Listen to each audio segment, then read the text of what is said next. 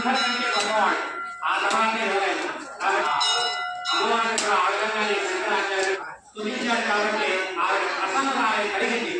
సరే, ఈ సంగతి నేను తమాషా చెప్పాను కాబట్టి తమాషా గారి వాస్తవమే కనుక ఇది కనకదారాస్తవ పారాయణము కుంకుమార్చన అమ్మవారి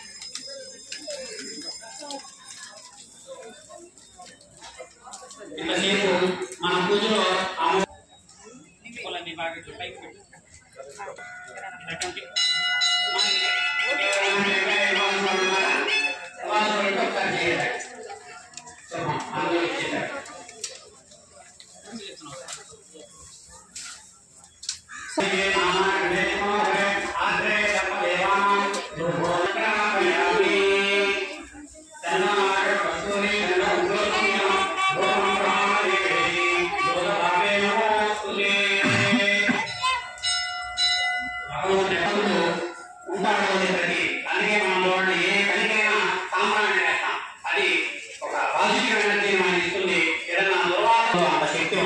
అది ఇప్పుడు అమ్మవారి అంతా కూడా చూపించాం. తర్వాత దీపాన్ని చూపిస్తున్నాం. సాధ్యం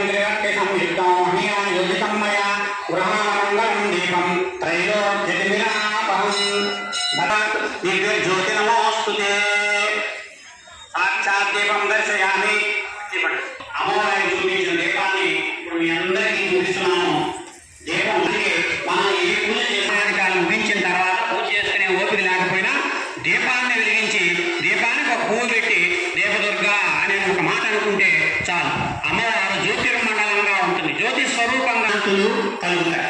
అంటే ఇప్పుడు మనకన్నీ స్విచ్ లైట్లు వచ్చేదే కానీ ఆ రోజుల్లో చెప్పిన మాట ఈ ప్రజల్లో దీపం పెట్టుకోవాలి. అందుకే కనీసం పూజా మందిరంలో అయినా ఒక్కడైనా నియమంలో లేకపోతే ఆ ఇల్లు అంతగా ఎక్కువ వస్తుంది. ఎందుకంటే దీపం ఎక్కడ ఉంటే అక్కడ లక్ష్మీ నేను ఉన్నాను ఆయన అంటే కూర్చో ఉంటారు.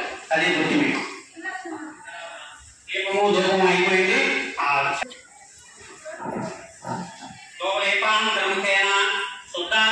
సమర్పయామి. ఆ గుండ నైవేద్యాలన్నీ మొదలు తీసేసి పెట్టారు.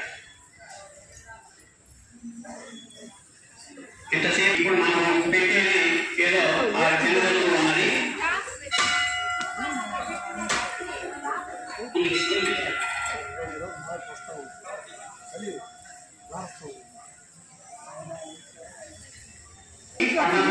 సమర్పించలే కదా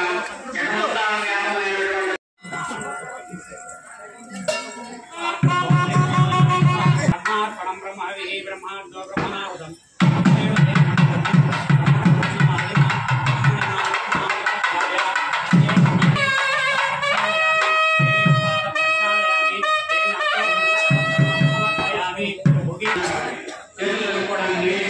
అన్నమైన తర్వాత కాళ్ళు కలుపుకోవడం మన పద్ధతి కనుక అలా కాళ్ళు కలుపుకోవడానికి నీళ్ళు వేసాం.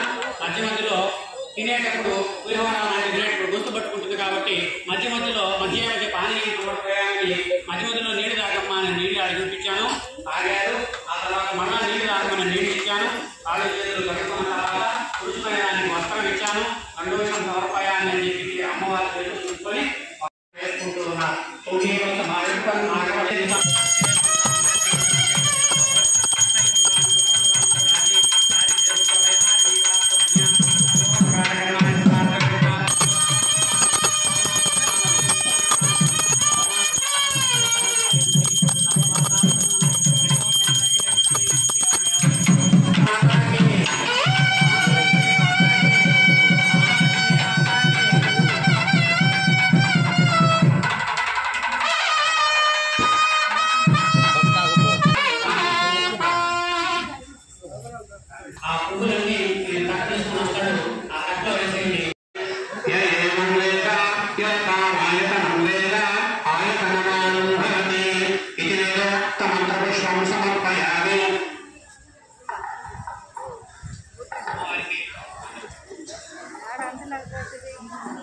అంతర్పుష్పమైంది.